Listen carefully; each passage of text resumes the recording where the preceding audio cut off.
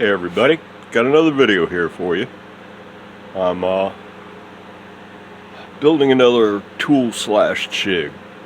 I've been watching a lot of videos about like building tool jigs and stuff like this, and that's what got me inspired to do my my adjustable height router sled.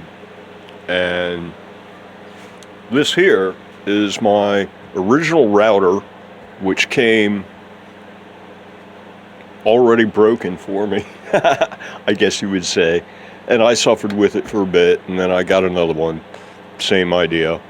But it occurred to me, I just ran across this in the large tool box, or not so often used box of tools, the other day, and I was like, you know, I could use that to make a table router. So that's what I'm doing. So once again, this is going to be an ultra simplistic table router design. And the big challenge in that, which, well, first of all, that means that I'm going to see if I can execute it all in just 3/4 inch plywood and drywall screws and nothing else. And the big challenge in it is the clamping mechanism for the router. But I think I've got something figured out.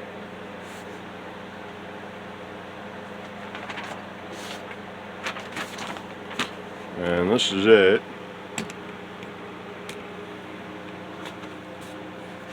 Basically, you build a box that goes around the router.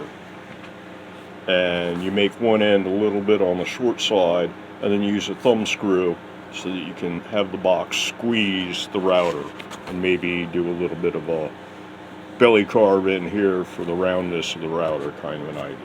And that basically gives you a clamp, which is, you know, custom made just for squeezing a 64mm diameter router. And then you just take this box and you bolt it onto the bottom of a router table. And then you put legs on it and you're done. But like I said, the clamping mechanism is the big challenge. Getting this thing at correct dimensions and all shimmed or filed to fit, you know, that kind of thing. And yeah, so first I'm going to build this piece and get it onto this thing and make sure it all works. And then once that works, then all I got to do basically is take a big old board, drill a hole in it for this part, and take the box I built and screw it onto the bottom of the board, and then slap some legs on it, and I'm done. So this box or clamping mechanism that I figured out is actually going to be about the same height as the router, and that way, I mean, as the base here, the original base, this is a little over 110, and I'm planning 100 for the box. So because that way you can put it all the way up here and it's going to have a 3/4 inch piece of plywood on top of the box, basically. So you can put it all the way up to here and get at the router bit and stuff like that. The basic idea is you're going to flip the table over in order to do changes, or pull the router out of the clamp in order to do changes, and then set your router height and clamp it up by reaching under the table. But yeah, it's going to be about 100mm tall. That way you can go all the way up this high, and you can also pull it down all the way to about here and totally retract it from the table. You only have to go to, you'd only have to go to about there to totally retract it, and all the way up here, well, all the way up there. That would be all the way up, so the bearing, or the chuck would just barely stick out over the surface of the table, would be the highest adjustment.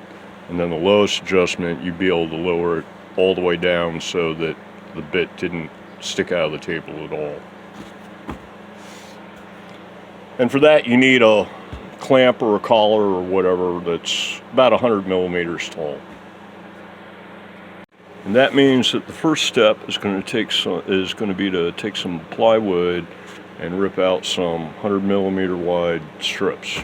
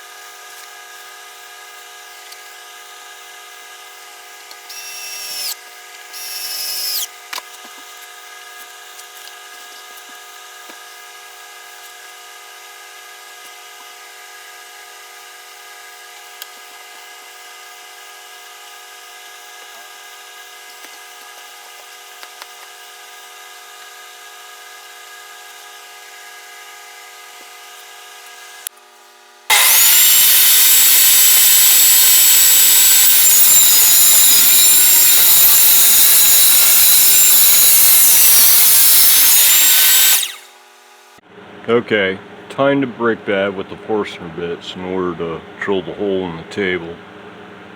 Up to this point, all the tools I've been using, everything I've been doing could be done with cheap tools. I mean, you use a handsaw to cut the wood. You could use a hand drill in order to drill the wood. The brad points was only like about around $10 for a basic set. This is what is this at the wall? Irwin. I think I dropped like $135 for this set, out of which I only used like 2 of them, something like that. So my advice is wait until you need them and then just buy the size you need for guitar building at least. So. But now I'm about to use a 3rd size, so there you go. And I do have it. So if you're going to be doing it long term, it might be worth dropping the dollars, at least for a small set. But this was like, I don't know, best value kind of thing. They're not cheap.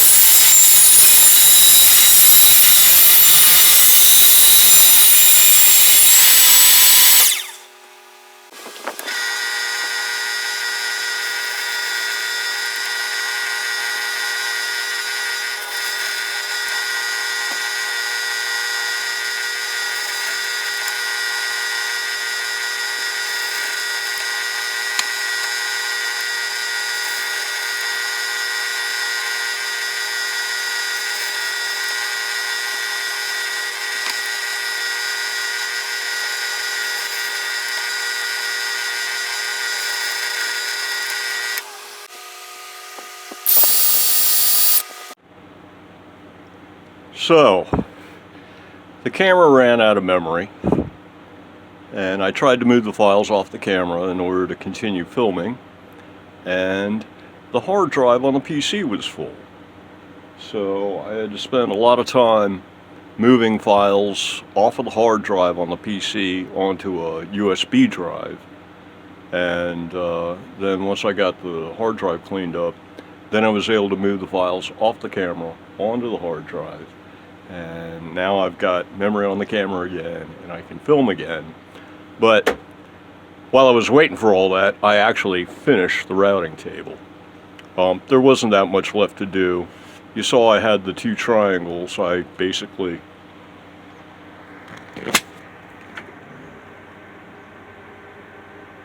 screwed them together in order to make the legs,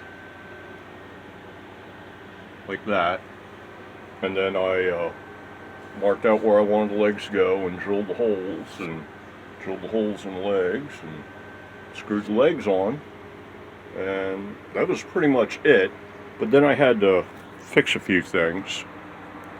Let me put the camera back up here. On the legs, what I did was, so I had the two triangles, and they're just like butt joint, I guess it's called. They're not miter jointed. So when I did it, I put them all together the same way instead of doing like two left hands and two right hands. And then when I was marking them out, I put them on the top of the table instead of the bottom, and since they were butt jointed, they weren't symmetric. They were more like an L instead of a V. And so when I went and screwed them in from the bottom after marking them from the top, they were all canted, kind of like the fins on a pinwheel. So they fit the holes, but I mean the spacing was correct. But yeah, everything was canted. So what I did was I took off two of the legs and I changed them around from like right hand to left hand. And so I had a pair of left hand and a pair of right hand legs. And then once they'd been switched around, they then fit these holes that had been marked from the wrong side, basically. Well, from the wrong side for a right hand leg, let's say. And then for the other two legs, all I did was I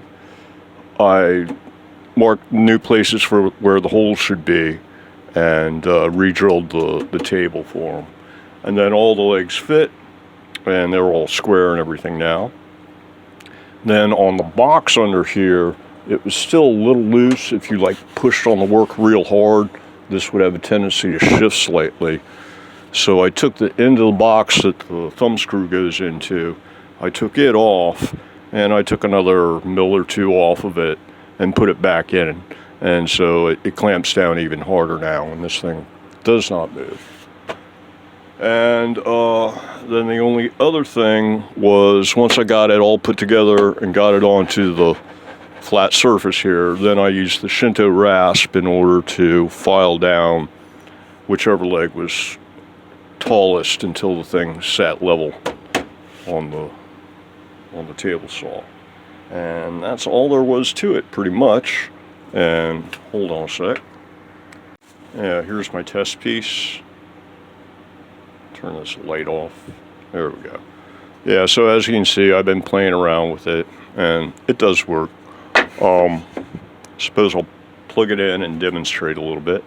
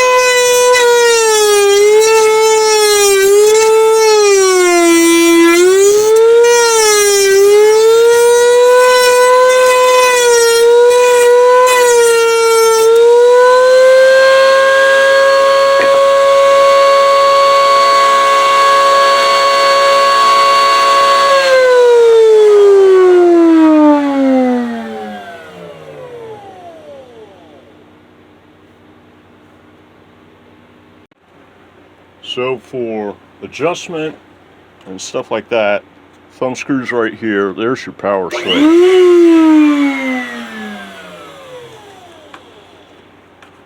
So for height adjustment, you just loosen this guy and then move it as needed. For bit changes, you actually just pull it out, swap the bit, and then put it back in again. On this hole up here,